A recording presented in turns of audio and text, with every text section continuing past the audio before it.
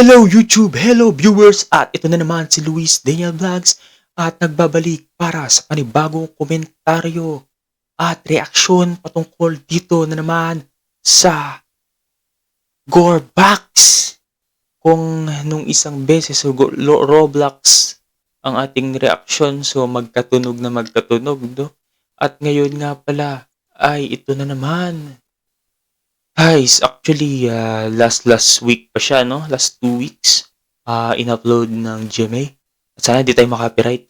At ang pamagat nito ay larong Gorebox na kinahihiligan umano ng isa sa mga shooter na may 18 plus rating. Alamin, let's go. Pusang gala. Demonic din pala tong isang Gorebox na to. Alam niyo naman, hindi tayo pabor sa pagban ng lahat ng mga online games, no? Ha? Pero kung ganito naman ang online games, ang laro na to ay masama, no? Yung nakaka-impluwensya ng kademonyuhan, ay pwedeng-pwede na natin tong talagang sang-ayon na talaga tayo na iban na ito ngayon na, now na. Mga kapuso, play na natin.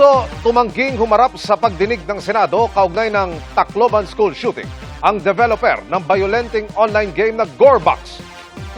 Ano nga bang makikita sa larong ito na sinasabing kinahimalingan ng isa sa binatilyong shooter? Nakatutok si Bea Pinlac. Grabe, no? Kinahiligan. Sa unang tingin, mukhang pambatang computer game na mala Minecraft at Roblox. Pero, Welcome to Gorebox. Pusang gala, no? Yung nagnanarrate palang boses sa limaw na eh. Diba? Yun palang boses sa limaw na. Hindi ka pa ba matatakot dyan? No? So tuloy natin. Where brutality knows no bounds. What? ito Brutality daw. ang Gorebox na likha ng German game developer na F2 Games. Ay grabe. Libreng nada-download para sa PC at Basta German, talaga, no? Pagka, Hitler. Joke lang. Android devices. Pagka, no? Dahil violent ang nilalaman, German, hindi na namin ipapakita German ang making. bahagi ng trailer. Pero kasama rito ang barilan, rambulan, at mga madugo at karumal-dumal na misyon. Isa itong tinatawag na sandbox video game, My kung saan goodness. pwede kang magdisenyo ng mga karakter at gumamit ng iba't ibang uri ng armas at Ayan, pampasabog. no? Grabe.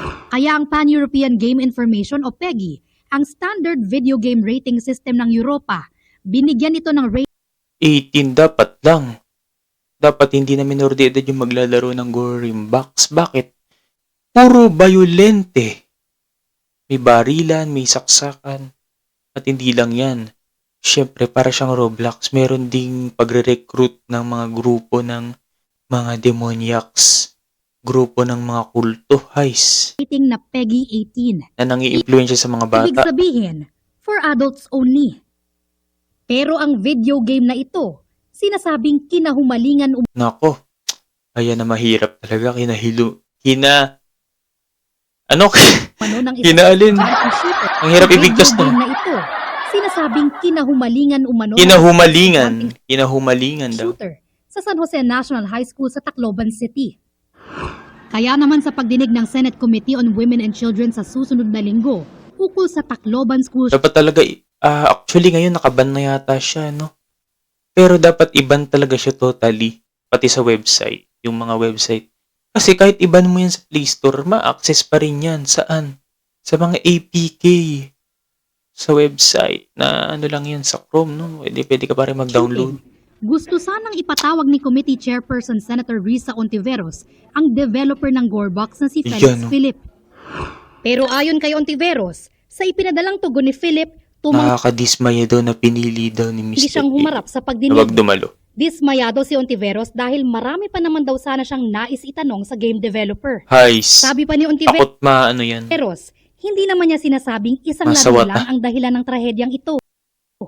Pero kung meron daw online environment na Yes, maaaring naging bahagi ng pagkalantad ng mga bata sa karahasan, dapat managot at sagutin. daw siya sa atin ito. Sa pahayag naman na pinadala niya sa GMA News, sabi ni Philip, bagamat tumanggi siyang dumalo sa Senate hearing, handa naman daw siyang makipagtulungan sa hiwalay na Oh investigasyon. yes, dapat lang, At responsibilidad nyo yan bilang Tulad- developer. May pananagutan kayo sa nangyayari ngayon sa kabataan dahil sa pagkahumaling sa laro nyo at syempre dahil sa hindi magandang impluensya nito. Nawala na yung ating audio. Ayos! Lagi na lang may ano eh. Tulad daw ng ibang tao, gusto niyang ma-establish ang facts at sa abot ng kanyang makakaya ay tutulungan daw niya ang mga otoridad sa Pilipinas na kanya na raw kausap. Bilang respeto raw sa pamilya ng mga biktima, hindi na raw siya magbibigay ng mga spekulasyon habang nangyayari ang investigasyon. Pero giniit niya, nilikha ang Gorebox para sa Sa mga 18, hindi. Kahit naman hindi 18, makakapaglaro pa rin yan kung gugustuhin ng mga bata. Dapat, hindi, maluwag pa rin yung ano nyo kahit sabihin yung dapat 18 lang ang maglalaro. No? Na players, hindi mo yung papipigilan yan unless mayroong sign-in mode or login na magpipicture ka muna ng mukha mo. Then, ano yun, or magpapakita ka ng ID mo para sa katunayan na 18 ka na nga pataas at hindi ka na minor de edad. So, dapat nga ganun yung mga online games na pang matatanda, di ba? Yung may mga karahasan, violent. Dapat ang mga online games, mga ganun, total online naman siya.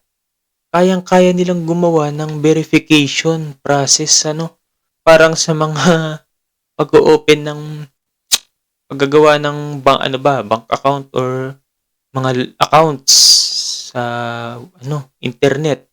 So dapat merong verification process. So yun ang pinakamagandang paraan na magagawa nyo, di ba?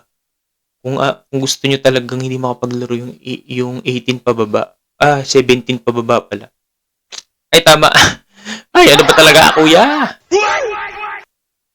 So 18 pababa. So, let's go. adult audience. Hindi raw ito nilikha para sa mga player na under 18 years old. Nauna rito ay pansamantala ng ipinagbawal ng CICC o Cybercrime Investigation and Coordinating Center ang Gorebox sa Pilipinas. Bea Pinlac, nakatutok 24 oras. So, ayan. At dahil natapos na ang ating nire-reactionan, tapos na rin ang ating reaction video para sa araw na ito. At tapos na rin ang ating komentaryo. So, sana naman may natutunan kayo para sa araw na ito. Mula sa akin, yung lingkod Luis Daniel Vlogs. At syempre kung nagustuhan nyo ang video na ito ay pwedeng-pwede nyong i-like itong ating video na makikita sa baba nito. At pati na rin ang inyong pagsasubscribe ay kung maaari nyong pindutin yan. Button na yan. No?